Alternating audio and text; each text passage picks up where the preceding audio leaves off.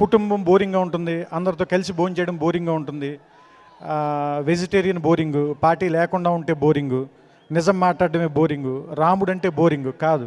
రాముడు బోరింగ్ కాదు కాబట్టి ఇన్ని సంవత్సరాలు, ఇన్ని శతాబ్దాలు, ఇన్ని యుగాలు గడిచిన తర్వాత కూడా ఇంకా మనం మాట్లాడుకుంటున్నాం, ఇంకా మాట్లాడుకుంటూనే ఉంటాం. అలాంటి హీరో మీ హీరో ఈ సినిమాలో. సో అది మీ అందరికీ ఖచ్చితంగా నచ్చుతుంది, మిమ్మల్ని అందరినీ ఎంతో అలరిస్తుంది.